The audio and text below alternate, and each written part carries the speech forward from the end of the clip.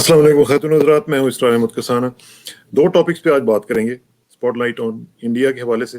और आपको पता है कि वहाँ पे कोविड की जो सिचुएशन है वो बहुत ज़्यादा ख़राब हो चुकी हुई है। अगरचे कुछ खबरें ये ऐसी आई हैं कि थोड़ा-सा उसमें कमी आई है नंबर्स में, लेकिन स्टिल वहाँ पे सिचुएशन बहुत ज़्यादा ख़राब है। और जो कोविड के नंबर्स हैं, वो इतने स्टैगरिंग हैं कि हम सुन के भी यहाँ पे परेशान हो रहे हैं और जो लोग वहाँ पे रह रहे हैं, उनकी हालत तो आपको पता ही है क्या होगी। ऑक्सीजन का मसला, फिर वेंटिलेटर्स का मसला, उसमें कई वेंटिलेटर्स में वो खराब निकले हैं।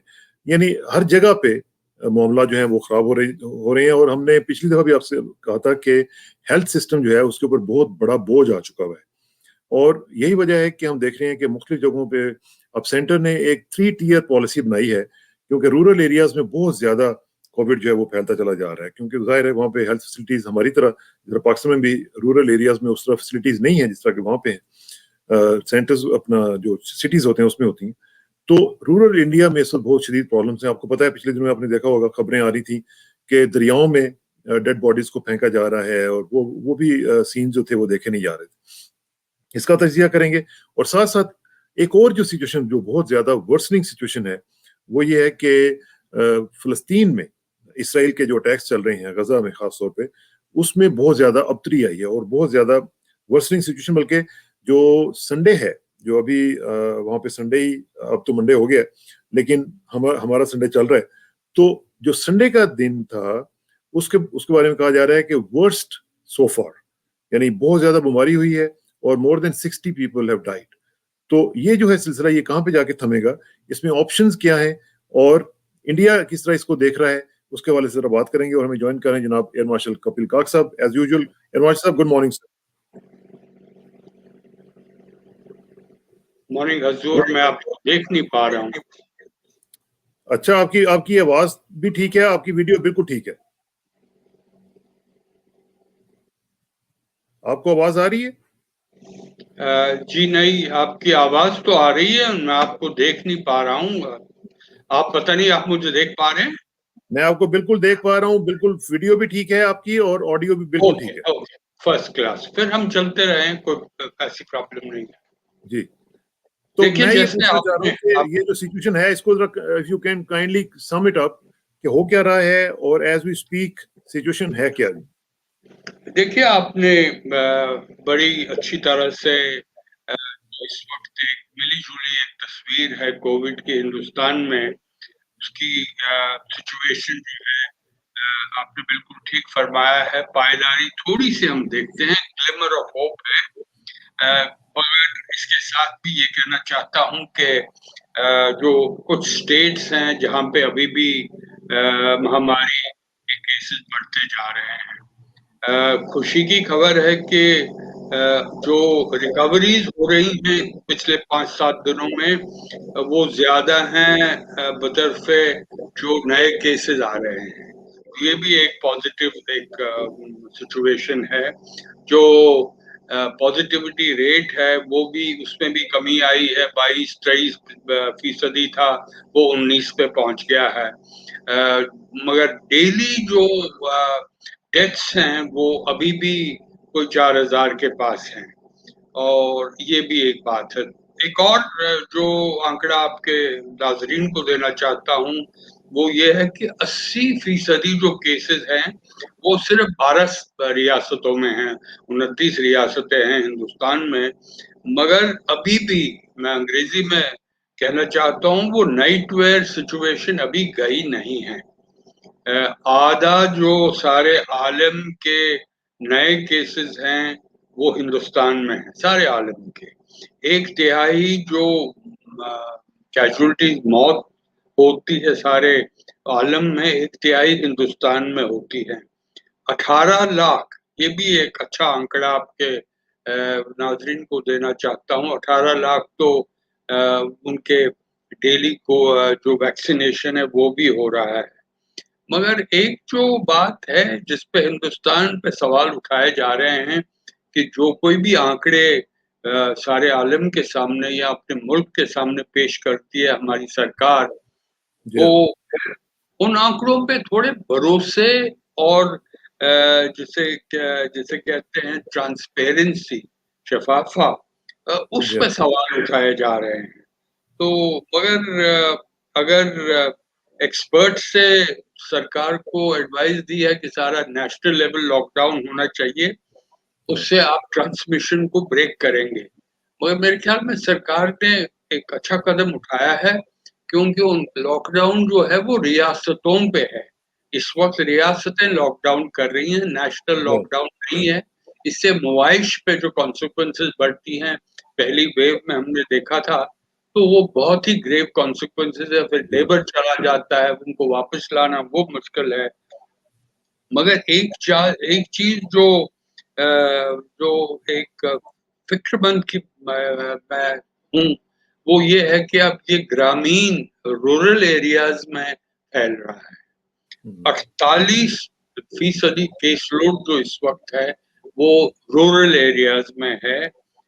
और मैं एक स्पेसिफ़िक आंकड़ा देना चाहता हूँ, हमारे हिंदुस्तान में 737 डिस्ट्रिक्ट्स हैं, ज़िले हैं, उसमें जी 533 ज़िलों में इस वक़्त 10% पॉज़िटिविटी रेट है। मतलब अगर 100 लोग डिस्ट्रिक्ट्स में हैं, उनमें 90 लोगों का तो मतलब फ्री है, 10 लोग में कोविड है। तो ये एक एक अच्छी खबर आपके नाज़रीन को सुनाना चाहता हूँ, वो ये है कि इस इतने खौफ़नाक, दर्दनाक माहौल में हमने एक चीज़ जो पिछले कुछ सालों में देखी है, फ़िरकापरस्ती की ट्रेड्स थी, कम्युनलिज़्म की, जी सेक्युलरिज़्म भी थोड़ा पीछे जा रहा था, जो जमहूरियत है, वो भी एक जी, कमज़ोरी दिखा रहा था, वो सब इट इज़ बिहाइंड अस। पूरी अच्छा नेशनल सॉलिडेरिटी है, सरकार कमज़ोर दिखी है, सरकार इनेप्ट दिखी है, मगर जो आम समाज के लोग हैं, वो इकट्ठे हो उसकी मज़हब क्या है, कास्ट क्या है, कलर क्या है, क्रीड क्या है, वो आगे आ रहे हैं, खाना लाते हैं लोगों के लिए, अस्पतालों में ले जाते हैं लोगों के लिए, ऑक्सीजन देते हैं, जो मरते हैं उनको दफनाते हैं या क्रिमेट करते हैं। ये एक ठीक अच्छी एक इस बुरी हालात में एक अच्छी खबर एक अच्छी हिंदुस्तान खबर के लिए है। लेकिन लेकिन इमर्श सर और एक चीज जरा मुझे बताइएगा कि जो हिंदी हार्टलैंड है, हिंदी हार्टलैंड में मैं देख रहा हूँ कि जो नंबर ऑफ केसेस है वो बहुत ज्यादा बढ़ा हुआ है। इसमें इसकी क्या वजह है कि वहां पे क्या हेल्थ सिस्टम कमजोर है, या वहां पे लोगों में अवेयरनेस नहीं है, लोग उस तरह, क्योंकि मैं देख रहा हूँ जितनी भी यानी जो हिंदुत्व के हवाले से भी देखा जाए, जो स्टेट्स हैं जो जिनको हिंदी हार्टलैंड कहते हैं, उनमें मामला जो है वो बहुत खराब है। नो, आपने बहुत अच्छा सवाल उठाया है इसरार साहब। इनको हम जब मैं एक नौजवान था हिंदुस्तान में, उस वक्त इन स्टेट्स को बीमारू स्टेट्स माना जाता था। जी जी बिल्कुल तो बिल्कुल। इस बीमारू स्टेट्स में अभी भी जो बहुत कमजोर स्टेट्स हैं वो उत्तर प्रदेश और बिहार है, और उसके साथ भी मध्य प्रदेश भी थोड़ी तरह से। तो यहाँ पे क्या हुआ, पहले तो आबादी बहुत है, दूसरा जो तरक्की हुई है सारे बाकी हिंदुस्तान में, इनमें कम हुई है, ग्रोथ रेट बहुत कम रहा है, रोजगारी कम है। इसीलिए आप देखते हैं, अगर सारे हिंदुस्तान में आप जाएंगे, किसी शहर में जाइए, किसी कस्बे में जाइए, जो लेबर है या तो बिहार की है या उत्तर प्रदेश की है या उड़ीसा की है या झारखंड की है, वो कश्मीर तक पहुंच जाते हैं। कश्मीर में 7 लाख लेबर जो इस वक्त जो खेती बाड़ी करते हैं कश्मीरियों के बिहाफ पे, वो भी इन्हीं स्टेट्स में आ रहा है। तो अब ये है कि बहुत दर्दनाक, हमने एक हाल ही में एक सिचुएशन देखी है, गंगा के किनारे कम से कम जी 500-600 लाशों को 3 फुट की बड़ी मतलब गहराई में दफनाया गया है। एक वजह थी कि उनके पास फायरवुड नहीं था, दूसरी वजह थी कि वहाँ पे ट्रेडिशन भी है कि जो बिना शादी के खवातीन हो या लड़के हों, उनको दफनाया जाता है, उनको क्रिमेट नहीं किया जाता। तीसरी ठीक बात है कि उनके पास पैसे भी नहीं थे और खौफ था। सबसे वो ज्यादा जो बात थी वो खौफ था कि अपने ही लोगों के, माँ बाप को, बहन भाइयों को, वो डेड बॉडीज को टच नहीं करना चाहते। ओए ये ओए जो इस महामारी ने एक इंसानी, बेसिक इंसानियत का जो सवाल है, वो खड़ा कर दिया है। खड़ा कर दिया। मगर करेंगे भी क्या? क्योंकि आपको ये आपको इसमें हैरत नहीं होगी कि अगर आप कोविड पेशेंट के सामने आए या उसको टच करें तो कोई शक नहीं है कि आप एक्सपोज कर रहे हैं। तो एक और जो सरकार की बहुत ही आलोचना हुई है, बहुत ही क्रिटिसिज्म हुआ है, वो सिर्फ लैंसेट जर्नल का जो एडिटोरियल ही नहीं था। उन्होंने कहा था कि उस वक्त कि आपने एंटिसिपेशन नहीं की थी, पुअर एंटिसिपेशन रही है।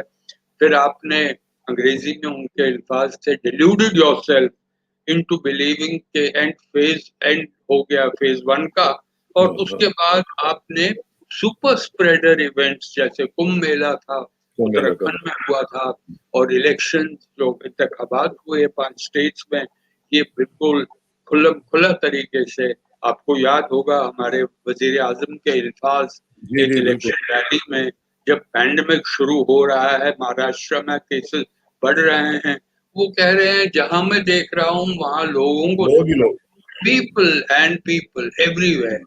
तो ये लैंसेट ने भी नोट किया है। अब ये है एक और बात जो है कि जो इनकी हिमायत करते रहे हैं हमारी सरकार के हिंदुस्तानी लोग, सपोर्टर्स रहे हैं, बॉलीवुड के एक पर्सनालिटी है, उन्होंने अब उनको उनकी आलोचना की है, क्रिटिसिज्म किया है, डिनाउंस किया है कि आपका काम ठीक नहीं रहा है। तो मतलब यही बात नहीं है कि मतलब share incompetence of the majoritarian model, जिसपे आपके प्रोग्राम्स में इतनी बार जिक्र किया है कि एक मेजॉरिटेरियन मॉडल है, वो क्या गवर्नेंस दे सकता है एक मॉडर्न स्टेट को। आज की इंडिया है, मॉडर्न इंडिया है। तो वो एक बहुत दिलचस्प एक सवाल है कि पैंडेमिक खत्म होगा तो फिर उसके आगे उसकी कॉन्सिक्वेंसेस क्या होंगे। सॉरी, मैं सुन नहीं पा रहा। जी, मैं कह रहा हूँ कि जिस तरह आपने फरमाया कि मुख्तलिफ जगहों पे इस तरह के हम देख रहे हैं कि जो सिचुएशन है वो डिफरेंट है। जिस तरह आपने फरमाया कि वो जो बीमारू स्टेट्स हैं उसमें भी जाहिर है कि प्रॉब्लम्स हैं। क्या इसी वजह से इंडिया टुडे ने, मैं आपको दिखाता हूँ कि जिस तरीके से उन्होंने ये अपना टाइटल ये लगाया है कि द फेल्ड स्टेट। अच्छा, ये तो उन्होंने कहा कि द फेल्ड स्टेट। अच्छा, दूसरे जो सीनियर जर्नलिस्ट हैं उन्होंने कहीं लिखा कि द फ्लेलिंग स्टेट। तो ये जो हम देख रहे हैं, क्या वाकयातन इस हालत में पहुंच गया हुआ इंडिया के जिसको अब उसके अपना मीडिया जो है वो द फेल्ड स्टेट कह रहा है? भाई ये मैंने तो पहले यही फरमाया था कि जो पहले हिमायत करने वाले थे वो कॉमन सिटीजन्स हों, वो ऑर्गेनाइजेशंस हों। मैं ये कहा नहीं आपको पहले में, अच्छा हुआ आपने इंडिया टुडे की बात, इंडिया टुडे ही नहीं, जो अखबारें, जो मीडिया इस सरकार की हिमायत करता आ रहा है पिछले 7 सालों में, उसने अब उल्टा पलटी की है। और ये सिर्फ इंडिया टुडे ही नहीं है, बॉलीवुड में एक्टर है अनुपम खेर, इनके सबसे बड़े हिमायत करने वाले थे।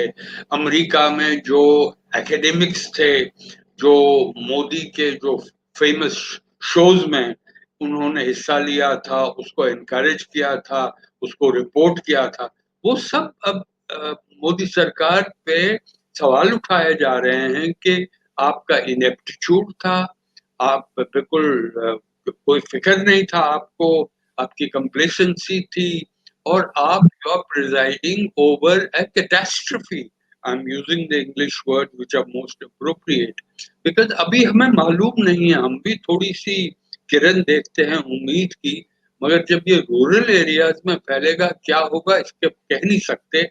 इसमें सबसे बड़ी बात जो है कि वैक्सीनेशन का, इसके बारे में अभी थोड़ी 1 मिनट में कहूंगा, और उससे पहले के आपने जो मुद्दा उठाया है, ये इसकी कॉन्सिक्वेंसेस फॉरेन पॉलिसी की क्या भी है। देखिए, पहले कहा है कि जो ये सब कलेक्टिव जो इनपुट्स आ रहे हैं, अब हिंदुस्तान की फॉरेन पॉलिसी जो उस पर भी असर पड़ रहा है।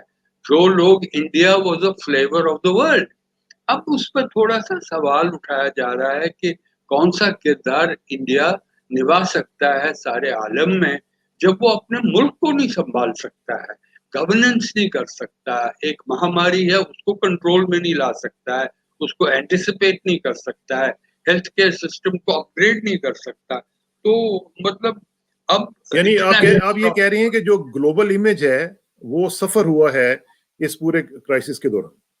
इसमें कोई शक नहीं है। उसकी वजह ये भी है कि जैसे मैंने पहले कहा था कि शफाफी जो एक तरीके के शफाफा जो आपकी ट्रांसपेरेंसी है और दूसरी आपके भरोसे जो भी आप आंकड़े दे रहे हैं उस पे सवाल उठाए जा रहे हैं।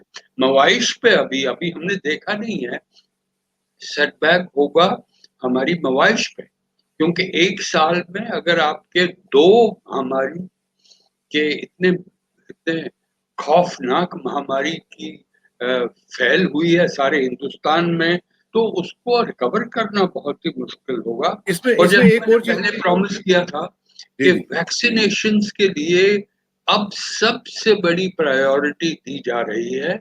मैं इससे बहुत ही खुश हूँ कि सरकार जाग गई है। अगर कोई रास्ता है इस महामारी से निकलने का, सारे आलम का कम से कम 30% वैक्सीनेशन होना चाहिए।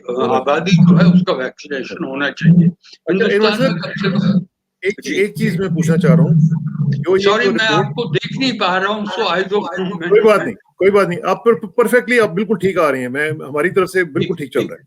अच्छा, ठीक मैं ठीक पूछना ये चाह रहा हूँ इरमान साहब के, जो भी सिचुएशन हम देख रहे हैं, इसमें जो ये रिपोर्ट आई है इंडिया टुडे की, इसमें उन्होंने एक ये बात जरूर कही है कि उन्होंने कहा कि इतना बड़ा जो क्राइसिस हुआ है, इसकी रिस्पॉन्सिबिलिटी किस पे जाती है? Heads must role.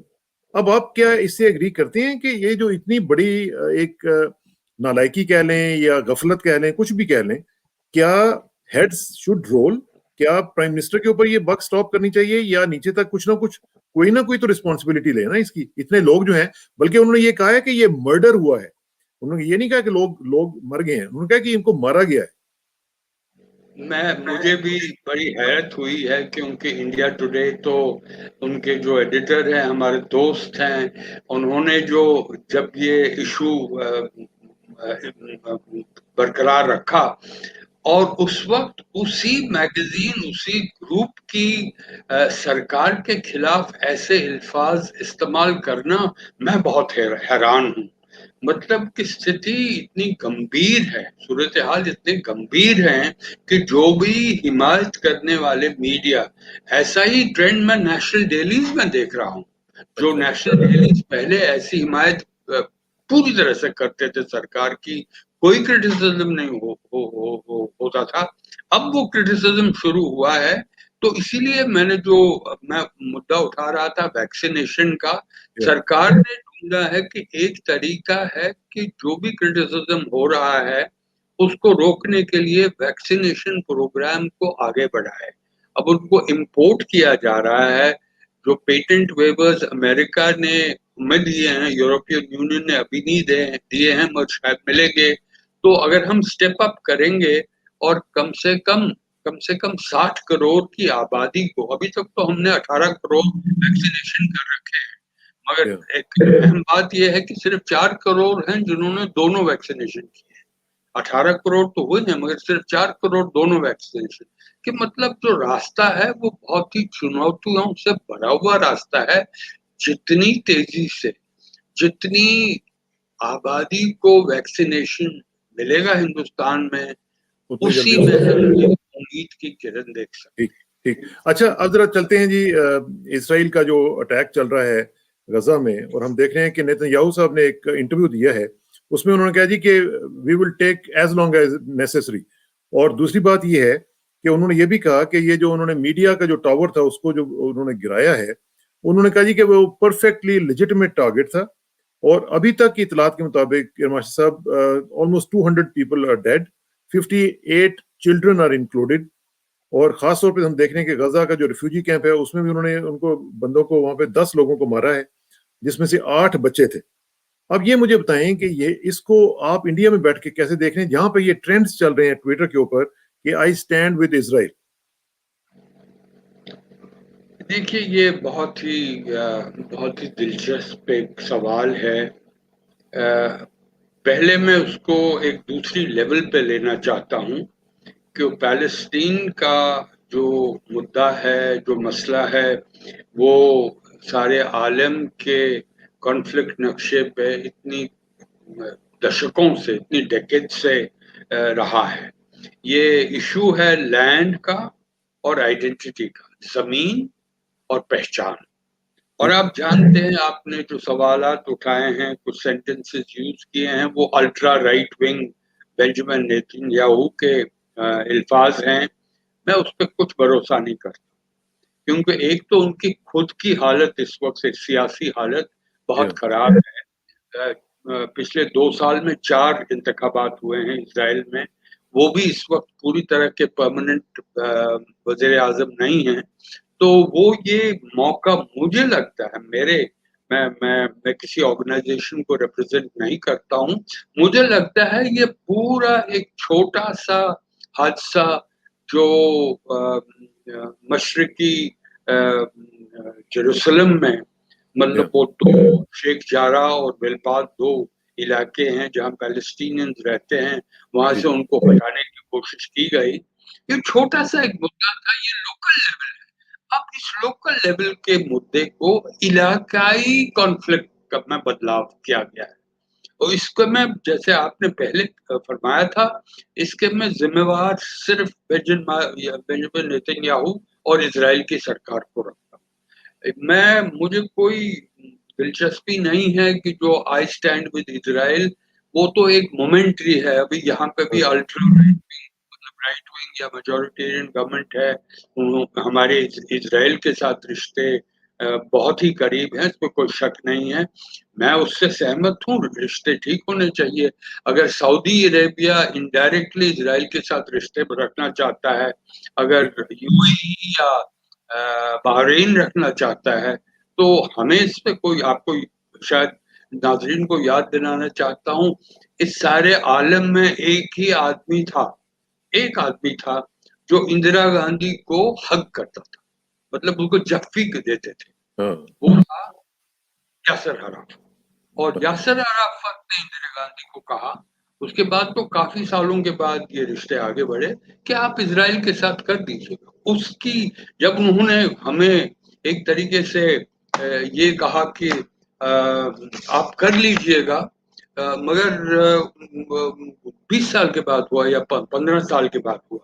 मैं कहना क्या चाहता हूँ, कहना ये चाहता हूँ कि इजराइल ने 1947 में पहले जो मगरबी जेरूसलम है, वहां पे, आप देख सकते हैं मुझे? बिल्कुल ठीक आ रही है आवाज। अच्छा, मगरबी जेरूसलम में तो पहले कब्जा पाया, कंसोलिडेट किया। तो उनका ये है कि जितना वो कब्जा पाए जमीन पे, वो अपनी आइडेंटिटी बरकरार रखें, और जमीन पकड़ लें, आइडेंटिटी बरकरार रखें। और उनके सबसे बड़ी मदद तो उनको अमेरिका से मिलती है।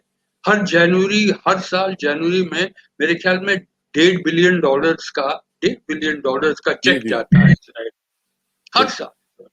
तो वेस्ट भी उनके साथ है।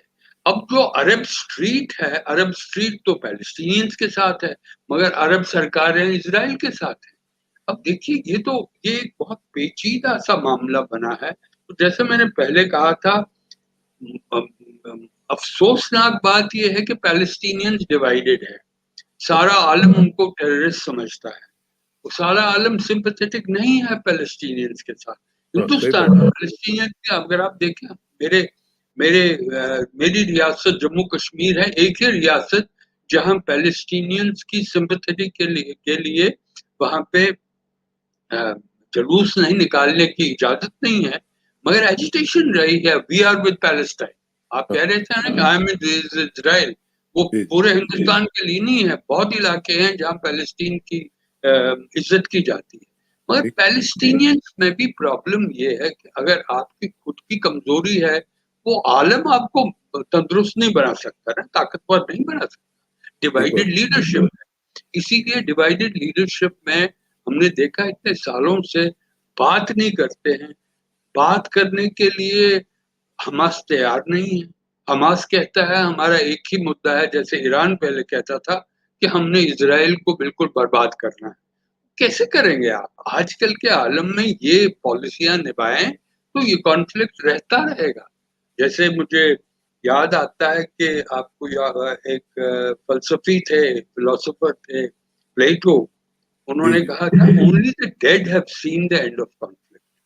ये कॉन्फ्लिक्ट तो बरकरार रहेगा जब तक कि सारा आलम टू स्टेट सोल्यूशन पे नहीं आएगा, क्योंकि वो टू स्टेट सोल्यूशन भी मैंने कहा कि वो अनरियलिस्टिक है, क्योंकि बिटवीन द टू स्टेट जो इलाका है उस पे तो उन्होंने कब्जा कर रखा है कब्जा इजराइल, कर रखा है। तो कैसे करेंगे? अल फतह जो जिनके साथ आप बात कर सकते हैं, वहां भी लीडरान की कमजोरी है। हाँ, पैलेस्टीनियंस में लीडर तो बिल्कुल है ही नहीं। कहाँ है वो रहनुमा जो पैलेस्टीन यासर अराफत की तरह सारे आलम में पैलेस्टीन का मुद्दा आगे बढ़ाएंगे? ठीक बिल्कुल बात है। नहीं है। और इसी इसी सूरत हाल को एक्सप्लॉइट करने के लिए एक छोटे से मुद्दे को, आप जानते हैं, अब डिटेल जरूरत नहीं है, एक हफ्ते में 153 लोग मेरे ख्याल में मारे गए हैं, जिसमें 42 लोग तो आज ही मरे गए। आज आज आपको तो, आपकी तो रात है इस वक्त, मेरे तो नेक्स्ट डे मॉर्निंग है। जी, एक जी। और 900 से 1000 तक वुंडेड हुए हैं। पैलेस्टीनियों ने भी, उन्होंने भी अपनी एक छोटी ताकत जो संभाली है, वो ये रॉकेट्स जो रॉकेट्स कैटियूशा वगैरह। रॉकेट्स का इस्तेमाल लेकिन कर। लेकिन इसमें एयर मार्शल साहब, इसमें एक चीज जरा मुझे बताइएगा कि जो इस वक्त सिचुएशन हम देख रहे हैं, अभी देखें कि ना यूएन ने उनको रोका है, ना ही मुस्लिम कंट्रीज जो हैं वो इकट्ठे हो पा रहे हैं। आपको जिस तरह आपने खुद ही बता दिया कि जो गवर्नमेंट्स हैं वो कुछ और सोच रही हैं, जो स्ट्रीट है अरब स्ट्रीट वो कुछ और सोच रही है।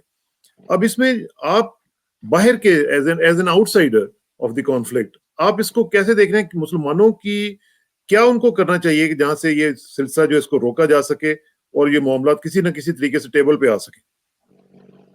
देखिए इशरार साहब, जैसे मैंने पहले कहा है कि ये बहुत ही पेचीदा मसला है, और इस पेचीदा मसले के लिए पहले तो सारे जो ताकतें हैं उस इलाका में और सारे आलम में, उनको इस एरिया पे फोकस रखना है। मैं एक तरीके से बड़े फख्र से कहना चाहता हूं कि इजिप्ट और कतर दो मुल्क हैं जो इस वक्त, जब हम बात कर रहे हैं इस वक्त, जी, जो दोनों साइडों के साथ बात कर रहे हैं। दो लोग, दो मुल्क हैं। तो इस पे कोई अरब लोग मुल्क नहीं है, जो बाकी सऊदी अरब हो या हाँ, यूएई हो या बहरीन हो। उन्होंने तो बिल्कुल, जैसे मैंने पहले कहा था और आपने दोहरा लिया, अरब स्ट्रीट तो पैलेस्टीनियंस के साथ है। तो कब तक आप ऐसी पॉलिसियां निभाते रहेंगे? एक दिन तो आएगा जब आपको इसका मूल्य चुकाना पड़ेगा। तो वो क्या होगा मैं नहीं कह सकता, आप नहीं कह सकते। जर्मनी हो, बहरीन हो, मोरक्को हो, सूडान हो, सब के सब जैसे अमेरिका में कहते हैं ना, मदरहुड एंड एप्पल बाई की बात कर रहे हैं कि आप डी एस्केलेट करिए, आप बातचीत करिए। बातचीत कौन करेगा? हमास तैयार नहीं है बातचीत के लिए। अल फतह बातचीत के लिए तैयार है, मगर वो उतने मजबूत नहीं है, बहुत वो नहीं इतने है। ताकतवर नहीं है। अगर ताकत है तो हमास के पास है, उनके पास रॉकेट्स है। हम्म, यूनाइटेड नेशन सिक्योरिटी काउंसिल का जो रेजोल्यूशन है 2234, और इसका जिक्र हिंदुस्तान ने किया है, हिंदुस्तान की इस पे ज्यादा खास किरदार नहीं रहा है। इसके इसकी क्या वजह है आप खुद ही जानते हैं, आपके नाजरीन जानते हैं। वो ये है कि एक फख्र से कहना चाहता हूँ कि कम से कम हमारे नुमाइंदे ने 2234 का जो यूनाइटेड नेशन सिक्योरिटी काउंसिल का रेजोल्यूशन है, वो क्या कहता है? मैं पूरा सुनाना नहीं चाहता हूँ, वो ये कहना चाहता हूँ कि जो कुछ भी अ, इज़राइल ने कब्जा पाया है, जेरूसलम, वहाँ मशरकी जेरूसलम हो या मगरबी जेरूसलम हो, और बाकी इलाके में जहाँ कब्जा पाया है और सेटलमेंट्स की हैं, वो नाजायज हैं, इंटरनेशनल लीगल ऑर्डर के खिलाफ है। तो ये तो as a member of the United Nation Security Council, Hindustan ने अपना एक तरीके से अपनी रिस्पॉन्सिबिलिटी निभाई है जहां पे निभानी चाहिए। जी, मगर वो यूनाइटेड नेशन सिक्योरिटी काउंसिल को आगे कौन बढ़ाएगा? कहते हैं हाँ, कि रूस और चीन इनकी पैलेस्टीनियंस की मदद करेंगे। क्या हाँ, किया उन्होंने? मैं तो कुछ देखता नहीं हूँ, क्योंकि बाद में आखिर में जो हर एक मुल्क अपने जो कौमी निफाद हैं, वो उनको देखकर। जोग्राफियाई या इलाकाई जैसे जो पॉलिटिकल इंटरेस्ट हैं उस नजरिए से देखेंगे। Give me a policy, give me a situation and I will give you a policy. तो इसी तरह से तो ये रियल पॉलिटिक्स है सारे आलम में। मैं आखिर में सिर्फ 2 सेंटेंसेस बोलना चाहता हूँ कि सारा आलम मिलजुल के दबाव डाले। यूनाइटेड नेशंस मेरे ख्याल में इसमें कुछ खास बात नहीं करेगा। एक ऐसा सिस्टम, एक ऐसा एक कंग्लोमरेट होना चाहिए कि जो सबसे बड़ी बात ताकतवर मुल्क हैं वो मिलजुल के इस मसले को 2 स्टेट सॉल्यूशन लाएं। हाँ। इजराइल को थोड़ी तरह से रिस्ट्रेन करें, एक तरीके से हमास को भी रिस्ट्रेन करें कि देखिए आजकल के जमाने में आलम में दहशतगर्दी नहीं संभाली जा सकती, उसको सपोर्ट नहीं किया जा सकता। हम जानते हैं बाकी मुल्कों में जहां दहशतगर्दी रही है या एक पॉलिसी रही है, वो भी एक तरीके से सोच विचार कर रहे हैं कि क्या ये आगे बढ़ा सकते हैं इसको। मेरे ख्याल में वही एक रास्ता है कि पैलेस्टीनियंस का ये मसला है। कम से कम इस वक्त सबसे बड़ा अर्जेंट इशू जो है कि एस्केलेशन नहीं होनी चाहिए। मैंने एक रिपोर्ट पढ़ा था, मगर शुक्र है कि वो आगे नहीं बढ़ा। वो ये था कि जनूबी लेबनान से कुछ रॉकेट फायर किए गए, 3 या 4 रॉकेट की एक कोशिश रही है कि एक और फ्रंट खोला जाए। मेरे ख्याल में वो बिल्कुल उचित नहीं है, अप्रोप्रिएट नहीं है। इस वक्त तो सब साइड्स को रिस्ट्रेंट दिखाना है और सबसे ज्यादा रिस्ट्रेंट जो दिखाना है वो इजराइल को। वो ये समझना कि वो जो मशरकी जेरूसलम है वहाँ पैलेस्टीनियंस बड़ी बहुत ज्यादा तादाद की फैमिलीज रह रही हैं, उनको आप दिखाएं कि 18वीं या 19वीं सदी में ये हमारा इलाका था। तो ये तो मजाकिया बात है। उनको कहते हैं यहाँ से आप निकलिए, हम यहाँ पे यहूदियों को सेटल कर रहे हैं। तो ऐसी सूरत हाल आए तो ये तो फ्लेयर अप होगा। मेरे ख्याल में पैलेस्टीनियंस के पास कोई ऑप्शन था ही नहीं। तो टेम्पल डोम के कॉम्पाउंड में जाके कम से कम नाराबाजी तो करे। और उसके लिए क्या हुआ, 305 पैलेस्टीनियंस जो हैं उस टेम्पल डोम के कॉम्पाउंड में वो जख्मी हो गए।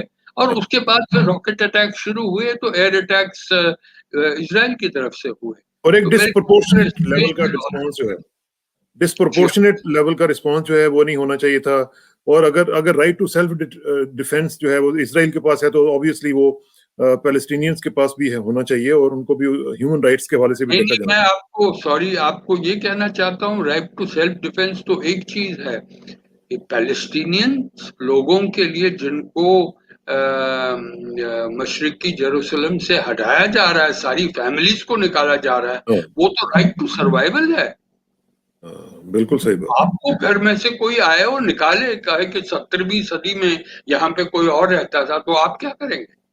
मेरे ख्याल में इजराइल का बर्ताव जो हुआ है बहुत गैर जिम्मेदाराना रहा है और वो सिर्फ छुपा रहा है क्योंकि उनको सारे वेस्ट और अमेरिका की इस पे। और ये भी एक और बात है कि जो डेमोक्रेट पार्टी है वो भी इस वक्त डिवाइडेड है। जो कि लेफ्ट विंग है डेमोक्रेट्स की, वो लेफ्ट विंग पूरी तरह से पैलेस्टीनियंस की सपोर्ट में है।